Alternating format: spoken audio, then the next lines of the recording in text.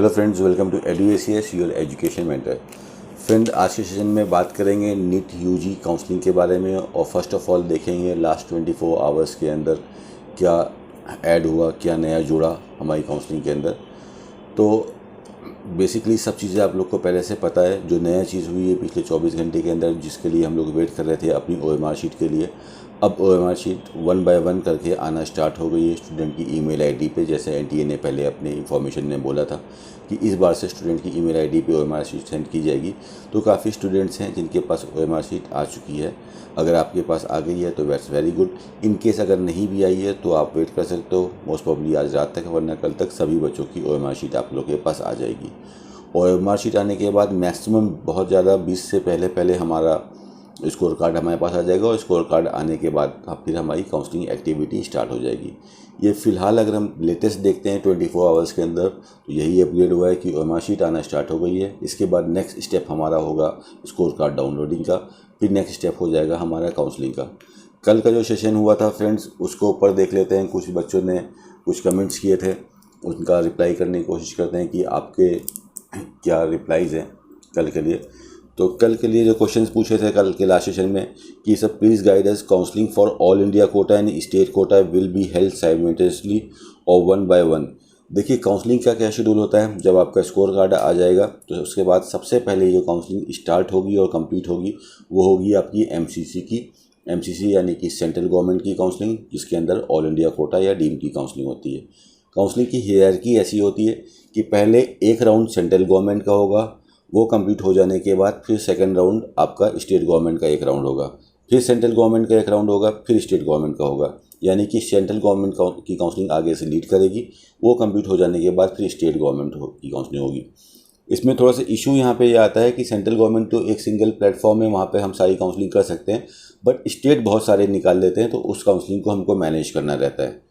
लेकिन इसका मतलब ये नहीं कि MCC जब तक काउंसलिंग चलेगी स्टेट कोई नोटिफिकेशन नहीं निकालेंगे। नोटिफिकेशन इन द मीनवाइल निकल जाएंगे। काफ़ी स्टेट अपने फॉर्म भी निकाल लेंगे और फॉर्म निकाल के आपके फॉर्म फिल भी करा लेंगे, लेकिन चॉइस फिलिंग और अलॉटमेंट तब आएगा जब MCC अपना पहला राउंड दे चुका होगा, बिकॉज सेंट्रल ही गवर्नमेंट की काउंसलिंग हमेशा लीड करती है। Okay, this was for Upendra Kumar Singh, यह आपका क्वेश्चन था। सेकेंड गैलेक्सी स्टार का जो कमेंट था ये था कि sir what can we upgrade from private to government. Upgrade का फॉर्मूला का मतलब ये है, सिंपल सा है कि हम अपग्रेड कर सकते हैं। उसमें आप प्राइवेट से गवर्नमेंट में भी कर सकते हो, गवर्नमेंट से प्राइवेट में भी कर सकते हो। इन केस मान के चलिए आपकी MCC की काउंसलिंग चल रही है, आपने ऑल इंडिया कोटा वाले कॉलेज, एम्स वाले कॉलेज सारे लगा दिए और लास्ट में आपने एक डीम्ड कॉलेज लगा दिया, for example Hamdard medical college लगा दिया। आपको हमदर्द मेडिकल कॉलेज अलॉट हो गया, आपने उसमें एडमिशन ले लिया, लेकिन अपग्रेड लगा दिया। सेकंड राउंड में आपने सिर्फ गवर्नमेंट मेडिकल कॉलेज लगाया है तो भी वो चलेगा। तो अपग्रेडिंग में ऐसा कुछ नहीं है कि प्राइवेट टू गवर्नमेंट ही कर सकते हैं या गवर्नमेंट टू प्राइवेट कर सकते हैं, ऐसी कोई बाउंडेशन नहीं है, दोनों के लिए कर सकते हैं। Fine sir, please make a video on upgradation process including private and government college. Hopefully आपका चीज़ कवर होगी। अपग्रेडेशन का मतलब यही होता है कि नेक्स्ट राउंड में हम जिस कॉलेज में चाह रहे हैं दोबारा से ट्राई कर रहे हैं, दैट कुड बी गवर्नमेंट और private, that doesn't matter. Sir suppose, ये अनिकेत पूछ रहे हैं कि sir suppose a college gets recognize after I get my MBBS degree, so I will be able to practice all India. हाँ, college एक बार recognise हो जाता है तो उसके बाद आप ऑल ओवर इंडिया प्रैक्टिस कर सकते हो। रिकॉग्नाइज को लेके इतना आप टेंशन मत लो। देखिए एक बैच निकलने के बाद हर कॉलेज रिकॉग्नाइज हो जाता है। तो इन केस अगर आप अपना का स्कोर डाउन है, आप एक परमिटेड कॉलेज में भी पढ़ाई करने जा रहे हो, कॉलेज को 1-2 साल हो गए, तो जब तक आप उस कॉलेज से MBBS करके निकलोगे वो कॉलेज रिकॉग्नाइज हो चुका होगा। फिर आप अपनी प्रैक्टिस उस स्टेट में भी दे सकते हो या पूरे पैन इंडिया में जहाँ पे आपको कंफर्टेबल हो वहाँ पे आप अपनी प्रैक्टिस दे सकते हो। इस बार अगर हम देखते हैं तो कुछ EWS सर्टिफिकेट के बारे में पूछा है कि सर सेंट्रल और स्टेट के EWS सर्टिफिकेट के बारे में कुछ बताइए। तो देखिए काफ़ी स्टेट ऐसे हैं जिनका जो रूल्स एंड रेगुलेशन है, जो गवर्नमेंट की डिमांड है, वो सेंट्रल से मैच करती हैं। जैसे कि हिमाचल प्रदेश हो गया, उत्तर प्रदेश हो गया। तो जहाँ पे जो आपकी गवर्नमेंट की डिमांड है कि इतना आपका घर का साइज़ होना चाहिए, इतना आपका लैंड होना चाहिए, इतनी आपकी इनकम होनी चाहिए, दोनों के पैरामीटर सेम है आपके स्टेट के और सेंट्रल के, तो वो सिंगल आपका EWS सर्टिफिकेट दोनों में वर्क कर जाएगा। लेकिन जहाँ पे आपकी स्टेट की डिमांड डिफ़र करती है जिस स्टेट में, वहाँ पे स्टेट का EWS का सर्टिफिकेट अलग रहता है और सेंट्रल का फिर आपको अलग से बनवाना रहता है। 665 मार्क्स कौन सा एम मिल सकता है? एम्स भटिंडा मिल सकता है, एम्स आपको ऋषिकेश भी मिलने की काफ़ी अच्छी चांसेस रहेंगी।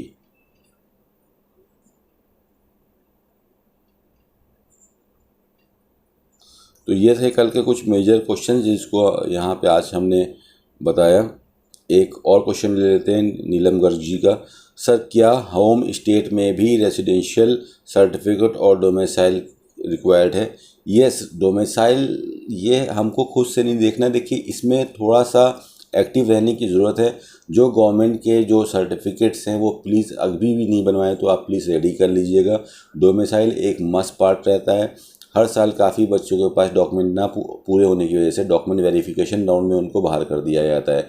तो आप भले होम स्टेट के हो या अदर स्टेट के में जा रहे हो, डोमिसाइल सर्टिफिकेट इज़ मस्ट। और आपने जो प्रैक्टिकली क्वेश्चन पूछा है कि होम स्टेट में भी रेसिडेंशियल सर्टिफिकेट और डोमिसाइल सर्टिफिकेट की रिक्वायरमेंट है, बिल्कुल रिक्वायरमेंट है आपको उसकी।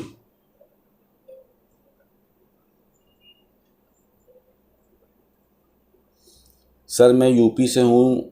अजय मिश्रा जी पूछ रहे हैं कि सर मैं यूपी से हूँ तो क्या ऑल इंडिया कोटा से मुझे सीट मिल सकती है? अगर मुझे स्टेट कोटा से नहीं मिली तो I am scoring 585 in NEET 2021। Yes, आप दोनों काउंसलिंग करिए, ऑल इंडिया कोटा की भी काउंसलिंग करिए, अपने यूपी स्टेट की भी काउंसलिंग करिए। दोनों में जहाँ पे सीट मिलती है आप उस सीट के साथ कंटिन्यू कर लीजिए। ठीक है, ये कुछ मेजर क्वेश्चंस है।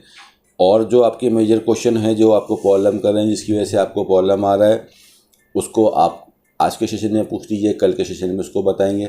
और एक चीज़ और स्टार्ट करते हैं कि जल्दी जल्दी से जो हमारे जो सेशंस आ रहे हैं डेली के क्विक अपडेट वाले, जब तक बहुत ज़्यादा अपडेट नहीं आ रही थोड़ा सा टाइम निकाल के एक एक स्टेट भी कवर कर लेते हैं। तो आज हम वेस्ट बंगाल स्टेट के बच्चों के लिए बात कर लेते हैं कि आपके लिए क्या काउंसलिंग अप्रोच होनी चाहिए, कट ऑफ वाइज जो भी आपने नंबर स्कोर करके रखे हैं। आप लोग के ऊपर एक क्विक स्टेप ले लेते हैं। अगर देखिए आप वेस्ट बंगाल से हो और आप UR कैटेगरी के अंदर हो, यानी कि किसी रिजर्वेशन के अंदर नहीं हो, आप जनरल स्टूडेंट हो और आपका स्कोर नियर अबाउट 540 के ऊपर आया है, तो आपको गवर्नमेंट मेडिकल सीट मिलने की काफ़ी अच्छी चांसेस हैं।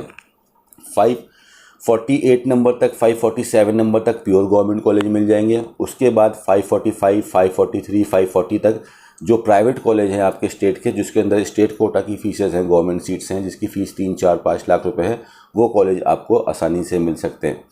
कैटेगरी में अगर देख लेते हैं, अगर आप OBC से हो, वेस्ट बंगाल से हो, तो इस बार आपको नियर अबाउट 542 नंबर तक गवर्नमेंट सीट मिलने की चांसेस रहेंगी और स्टेट के अंदर 538 तक चांसेस मिलने की। स्टेट मीन्स प्राइवेट कॉलेज के अंदर जो गवर्नमेंट कोटा है उसमें 38 नंबर तक, 538 तक सीट मिलने की चांसेस रहेंगी। EWS से अगर आप हैं, वेस्ट बंगाल से बिलोंग करते हैं, तो 535 तक आपको गवर्नमेंट सीट मिलने की चांसेस बनेगी। उसके बाद SC कैटेगरी से बिलोंग करते हैं तो नियर अबाउट 430 तक आपको गवर्नमेंट सीट मिलने की काफ़ी अच्छी चांसेस रहेंगी और ST कैटेगरी वाले को 215 नंबर तक गवर्नमेंट सीट मिलने की काफ़ी अच्छी चांसेस रहेंगी फ्रेंड्स। ठीक है, इसके बाद जो रेस्ट ऑफ इंडिया के बच्चे वेस्ट बंगाल में काउंसलिंग करना चाहते हैं गवर्नमेंट कॉलेज के लिए, तो बट ऑफकोर्स की बात है कि हमको ऑल इंडिया कोटा से ही काउंसलिंग करानी है। प्राइवेट मेडिकल कॉलेज में KPC मेडिकल कॉलेज कोलकाता बहुत ही अच्छा कॉलेज है, गवर्नमेंट कोटा का कॉलेज है स्टेट वाले बच्चों के लिए। प्राइवेट में ओपन रहता है पूरे इंडिया के लिए, फ़ीस भी काफ़ी कम है, 51 लाख की फ़ीस है। वन टाइम पेमेंट मांगता है, यानी कि ईयर बाय ईयर पेमेंट नहीं मांगता है कॉलेज, एक बार में पेमेंट मांगता है। अदरवाइज 2 बार का मौका देता है कि फर्स्ट ईयर में 25 दे दिए, सेकेंड ईयर में 25 दे दिए।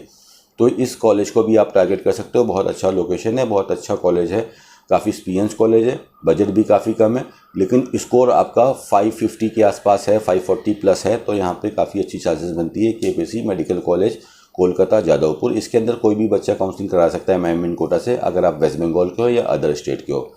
तो गवर्नमेंट कॉलेज की कट ऑफ शेयर देख ली हमने वेस्ट बंगाल के स्टूडेंट्स के लिए। अब ये छूटता है तो फिर हम प्राइवेट मेडिकल कॉलेज, अगर ये स्कोर नहीं है, इसके नीचे का स्कोर है आपका 300, 200 का स्कोर है, तो आपके जो स्टेट के जो प्राइवेट मेडिकल कॉलेज है, IQCT, आई केयर, माता गौरी, जगन्नाथ गुप्ता, इन सब मेडिकल कॉलेज में आपको सीट मिल सकती है, लेकिन वेस्ट बंगाल की जो फीस लास्ट ईयर आई थी वो थी 18 लाख से ऊपर थी। 18,35,000 एनुअल ट्यूशन फीसेस थी, तो पैकेज थोड़ा ज़्यादा हो जाता है और कॉलेज भी बैंक गारंटी मांगते हैं। तो अगर आपको कंफर्टेबल हो तो आप वेस्ट बंगाल को टारगेट करना, अदरवाइज़ आप अपने स्कोर के अकॉर्डिंग दूसरे ओपन स्टेट को टारगेट करके चलिए, जहाँ पे आपको फर्स्ट राउंड में स्टार्टिंग में स्मूथली सीट मिल जाए। अगर बजट वाइज वेस्ट बंगाल ज़्यादा लग रहा है तो अदर भी काफ़ी स्टेट हैं जहाँ पे वेस्ट बंगाल के बजट से, इस बजट से लो फीट में सीट मिल जाएगी, तो वहाँ पे काउंसलिंग करा के आप ले सकते हो। तो ये छोटी सी एक क्विक जानकारी थी वेस्ट बंगाल के स्टूडेंट्स के लिए। होपफुली इस जानकारी से आपकी काउंसलिंग और अच्छी स्मूथ हो जाएगी। पैरेलल सारी काउंसलिंग चलेगी। एक और मेजर क्वेश्चन आया था कि सर क्या एमबीबीएस और बीडीएस की काउंसलिंग साथ में चलती है? यस, बिल्कुल, एमबीबीएस और बीडीएस की एक ही काउंसलिंग होती है और एक ही चॉइस फिलिंग में हमको दोनों को डालना रहता है। कोई अलग टाइमिंग नहीं रहती, एक ही एप्लीकेशन के अंदर दोनों कवर होता है, एक ही वेबसाइट होती है और एक ही चॉइस फिलिंग के अंदर दोनों साथ कवर होता है फ्रेंड्स। तो ये था आज की लेटेस्ट जितनी भी अपडेट थी नीट यूजी के रिगार्डिंग। कल के सेशन में फिर जो चीज़ ऐड होती है उसको लेके फिर से आपसे मिलेंगे, एक स्टेट के बारे में भी डिस्कस करेंगे। और अगर आपके कुछ क्वेश्चंस हैं जिससे आपको काउंसलिंग के बारे में समझना है तो अपने कमेंट बॉक्स में पूछ सकते हैं, जिसको कल के सेशन में कवर करेंगे फ्रेंड। तब तक के लिए thank you so much, all the very best for your counselling activities friend, thank you so much.